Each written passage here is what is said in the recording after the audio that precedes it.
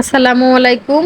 আমি এই মেথি দিয়ে একটা মাছ রান্না করব, আর এই মাছটা খেতে এতটাই মজা, একবার খেলে এর স্বাদ জীবনও ভোলা যাবে না, মানে এতটাই মজা। আমি এই তেল গরম করে, যখন তেল গরম হয়েছে তখন হচ্ছে এই মেথিগুলা দিয়ে যখন টাস টাস করে ফুটে উঠবে তখন হচ্ছে পেঁয়াজ কুচি দিয়ে এই পেঁয়াজটাকে একটু ভেজে নিব।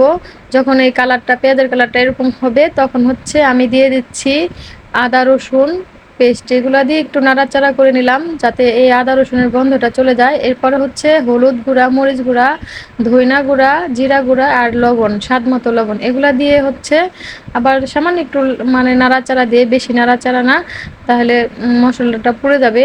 অল্প একটু নাড়াচাড়া করে আমি এখানে পানি দিয়ে দিছি। এবার হচ্ছে কাঁচা মরিচটা দিয়ে আমি এটা কষাবো। আর মাছটা হয়েছে পাঙ্গাস মাছ, যাদের এই মাছটা পছন্দ তারা এইভাবে রান্না করে একবার খাবেন, ইনশাল্লাহ জীবনেও এর টেস্ট ভুলবেন না, বারবারই খেতে ইচ্ছে করবে এরকম। এখন হচ্ছে যখন এই তেলটা উপর দিকে চলে আসছে সেই পর্যায়ে হচ্ছে আমি মাছগুলো দিয়ে 2-3 মিনিটের মতো হচ্ছে হাই হিটে আমি নাড়াচাড়া করে একটু রান্না করে নিব। এরপর হচ্ছে মিডিয়াম হিটে দিয়ে এটাকে ঢেকে দেব, মাছটাকে ঢেকে রান্না করব। এই যে আমি বেশক্ষণ কিন্তু মাছটাকে ঢেকে মিডিয়াম হিটে রান্না করছি, মাছটা কিন্তু একদম পুরোপুরি কুক হয়ে গেছে। এখন হচ্ছে আমি একটু আবার নাড়াচাড়া করে নিব। এরপরে হচ্ছে যতটুক আমি এটার মধ্যে ঝোল রাখবো ওই পরিমাণে আমি একটু পানি দিয়ে দেব। কিছুক্ষণ ফুটে আসবে যখন তখনই হচ্ছে নামাবো।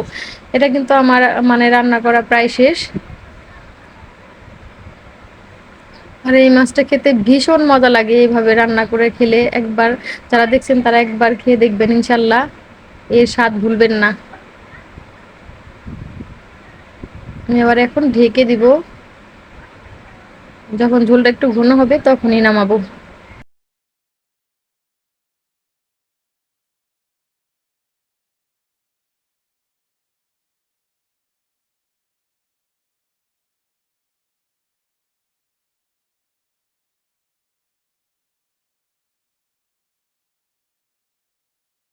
আমার রান্নাটা হয়ে গেছে।